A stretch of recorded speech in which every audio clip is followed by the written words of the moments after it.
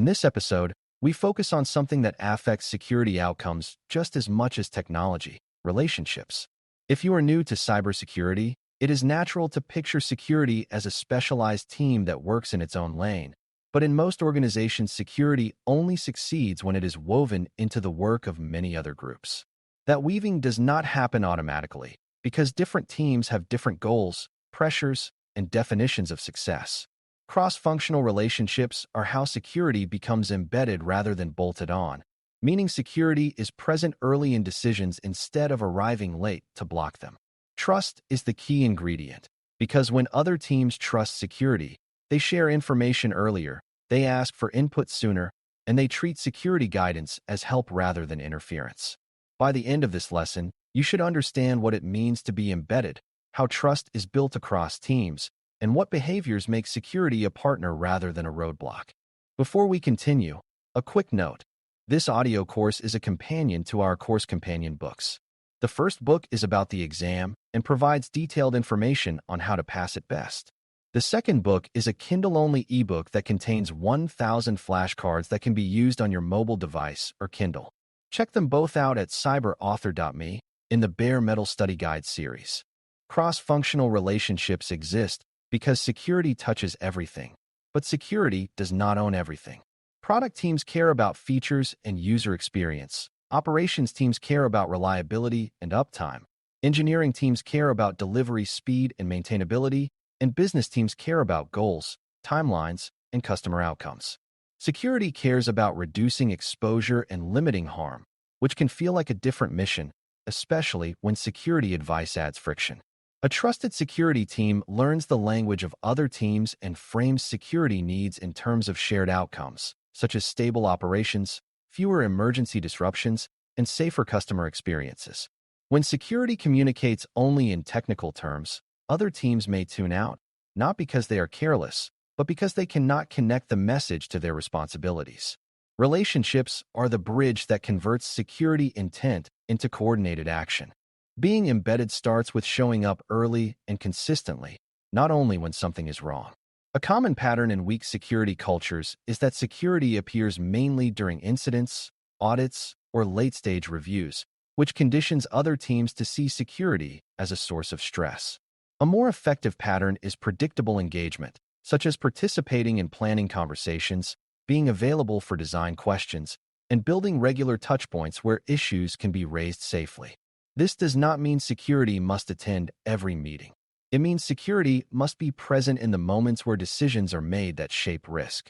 When teams see security as part of normal work, they start to involve security without being forced. That is what embedded feels like. Security input is expected rather than exceptional.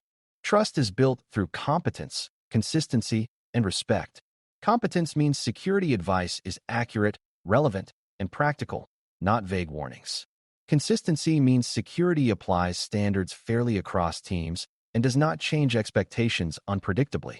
Respect means security acknowledges other teams' constraints and does not treat them as careless obstacles. When a security team gives guidance that is unrealistic or changes requirements without explanation, trust erodes quickly. When security admits uncertainty and follows through on commitments, trust grows. Trust is also built by avoiding unnecessary drama, because exaggerated claims make people skeptical and defensive. Calm, evidence-based communication signals professionalism and makes other teams more willing to listen and collaborate. A powerful way to strengthen cross-functional relationships is to understand what success looks like for the other team and connect security outcomes to that success.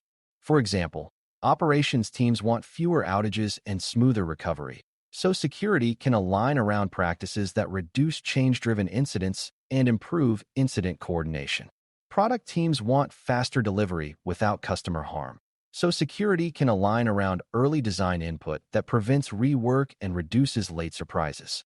Infrastructure teams want stable platforms, so security can align around baseline configurations and predictable patching routines that reduce emergency fixes.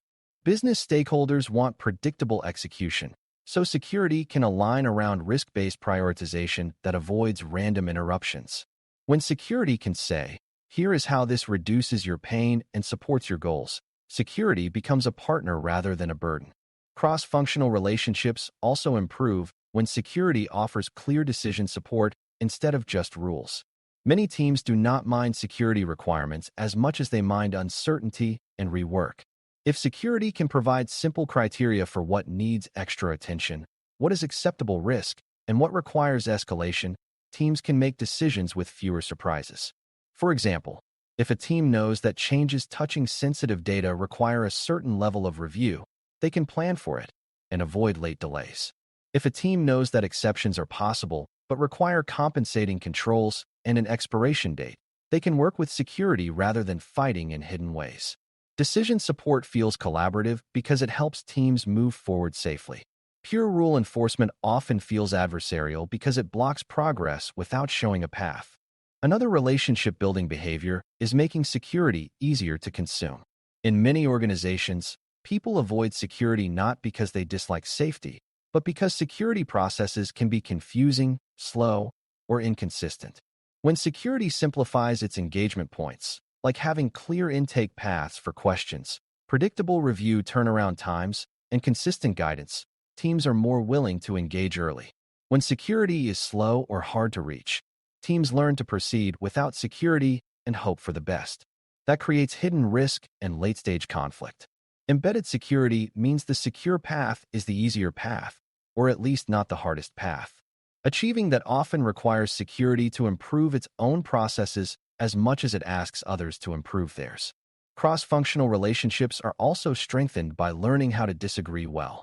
Security will sometimes say no, or at least not now, because some risks are too high. Trust does not mean always agreeing.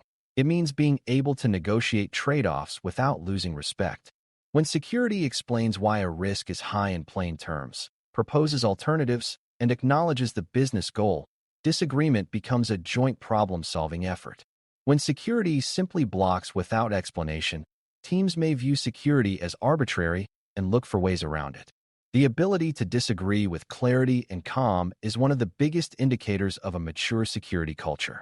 It keeps security credible while still preserving relationships. Third parties also affect cross-functional trust because many teams work with vendors and partners directly. If security is perceived as a barrier to vendor onboarding or partnership, teams may try to bypass security review. The better approach is for security to collaborate with procurement, legal, and the requesting team to create predictable expectations for third-party access, data handling, and incident notification. When the process is clear and timely, teams can plan for it and vendors can respond more effectively. Security should also recognize that third-party relationships are often business-critical, so security input must be practical and risk-based rather than perfectionist. Trust grows when security helps teams choose safer options and negotiate better terms without derailing legitimate business needs. That is how security becomes embedded in business relationships, not just in internal technology. A simple way to see whether security is truly embedded is to look at how often security is invited into conversations before major decisions are made. If security is mostly informed after decisions, relationships are weak or trust is low. If security is asked early, teams likely believe security will be helpful and will not create unpredictable delays. Another indicator is whether teams bring bad news early, such as admitting a control gap, reporting a near miss, or flagging a risky dependency. People do that only when they trust that the response will be constructive. When teams hide issues, it is often because they fear blame, punishment, or unreasonable demands. Relationship building is therefore a risk reduction strategy because early information allows earlier intervention and smaller, safer fixes. When you build cross-functional relationships well, security stops feeling like a separate department and starts functioning like a shared capability. Security priorities become easier to execute because teams understand them, trust the reasoning behind them, and can anticipate what is needed. Operational friction decreases because security engagement becomes predictable and supportive rather than surprising and disruptive. Incidents are handled faster because people communicate earlier and coordinate more naturally. Over time, trust turns security into a normal part of planning and delivery rather than a late-stage gate. That is what it means to keep security embedded and trusted, and it is one of the strongest foundations for durable security posture improvement. Thanks for listening. For more audio courses, daily newsletters, and more, please visit baremetalcyber.com.